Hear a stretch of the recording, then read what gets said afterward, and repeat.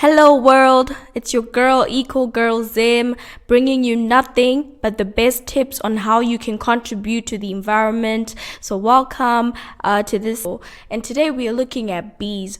But before we get into that, All Things Eco is a 10-part series where we're looking at 10 of the environmental concerns that were identified as the biggest of 2019.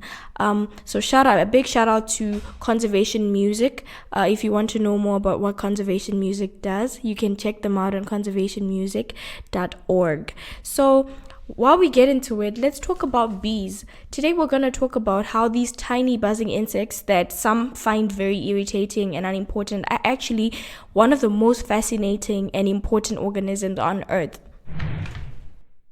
Albert Einstein is quoted as predicting that mankind would have only 4 years of life left if bees ever went extinct. Pretty hectic, right? Bees are really great pollinators, and they're responsible for the pollination of about 400 different crop species, linked to at least a third of what we eat as humans. So they're pretty big deal, Just to name a few of the plants that actually need pollination from bees: broccoli, asparagus, cucumbers, pumpkins, blueberries, watermelons, coffee. We never actually know the background to the things that we consume, but there's so much that goes with it, and these little fellas are actually really important for food. So bees also give us honey. That's like a really obvious one, but like a lot of the products that I use, in fact the honey itself, because I myself don't consume sugar, refined sugar, so honey is very important to me, and I'm pretty sure that a lot of other people know the importances of honey. We use as a food source, we use in medicine, healing, regenerating skin products, and propolis from honey is used to make wax. So unfortunately, there has been a decline in bee colonies. This is called colony collapse disorder, and bees have just been leaving their hives and dying, and this is caused mostly by unsustainable bee farming, parasites, chemicals on crops, growth of GMOs, and stuff like that. So there's a lot that we've been doing to actually drive the bees away. So unfortunately, bee colonies have declined from 5 million to about 2.5 million since the 1940s. So there isn't really like up-to-date records on bees. I feel like it's something that's very overlooked, because right now the records that I'm looking at, it's talking about since 1940. So basically that's half. There's been a decline from 5 million to 2.5 million since 1940. And this is a huge threat to our food security as humans and animals all over the world. It's a very, very big threat. Bees are described as an indicator species. So the decline of bees is seen by scientists as a sure sign that there are major problems in environmental balance. It's just like, hey, shit is about to go down. So shit is real. Shit is getting real. But anyway, here are 7 ways how you can help the bees. The first way you can help the bees is to buy locally produced honey from a small-scale beekeeper, as the large-scale commercial farmers have proven to actually be harmful to bee populations. Okay, so what happens with these large-scale commercial farmers is that what they do is they clip the wings of the queen to prevent natural movement of the colony, and they'll be feeding the worker bees unhealthy fructose, makes them susceptible to diseases. So basically it's like with the large scale farmers, they're more profit based. They're not trying to maintain the natural colony of bees, they're actually trying to prevent them from leaving. So it's like they're keeping them captive at the end of the day, and that's not healthy for bees, because they need to be able to move around naturally. Or even if you're actually doing your beekeeping, you need to keep it as natural as possible, so that you also don't put stress on the bees themselves. It's important to support small-scale farmers and local farmers who care about their bees. We need to look at buying honey from your local producer. Now, this could be somebody from church, there could be somebody from your neighborhood or your social circles who's doing small-scale beekeeping, someone who actually produces honey, and or businesses that are patronizing the services of small-scale beekeepers. So shout out to Delight Pure Honey. I know for a fact that they patronize small-scale beekeepers. So it's in our best interest as people who are trying to make a difference in the environment to patronize those people to save the bees. The second way that you can help is that you can start beekeeping. This is also to ensure that bee colonies are being properly cared for.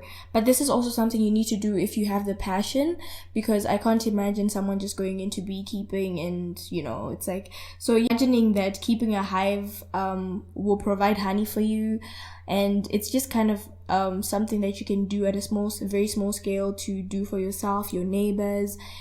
You can use it for your personal use, and people can come and buy from you. That way, we decentralize the large-scale beekeeping. The third way that you can help bees, refrain from using chemical pesticides and herbicides that affect the central nervous system of insects, because this is the most harmful practice that contributes to the widespread dying of bees. So refraining from using these chemical pesticides on your own farms and gardens, as well as buying organically grown non-GMO fresh produce, is a huge step towards saving the bees, because it's also important to let large farms know that their use of chemicals is unsupported.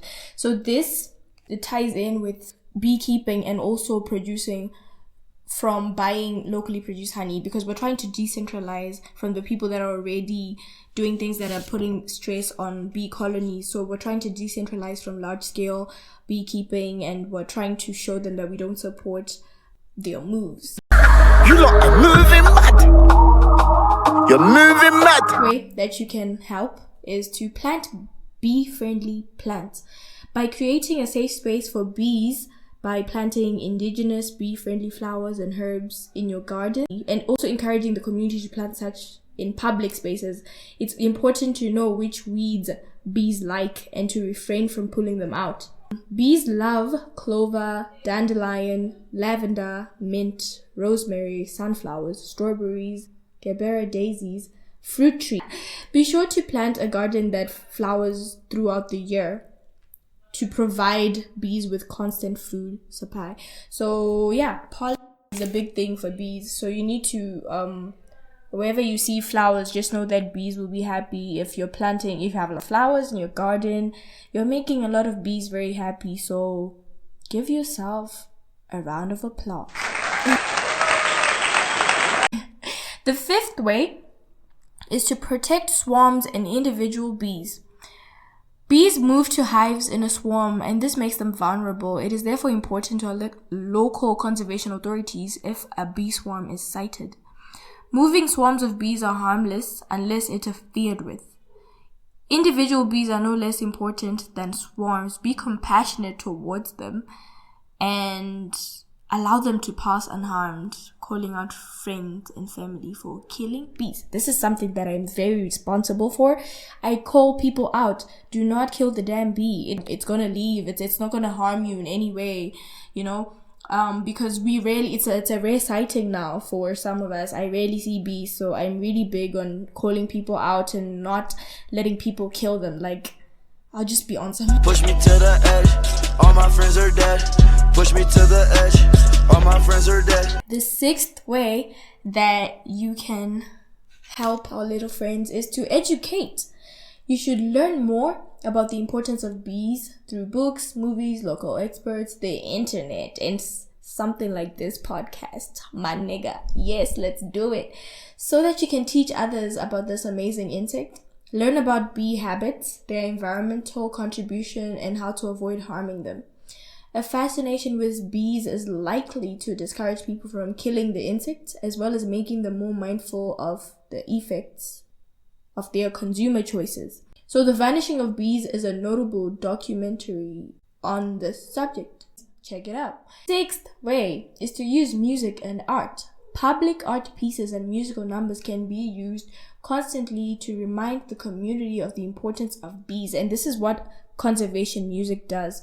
Conservation music uses music to talk about environmental issues all over, such as the bee issue.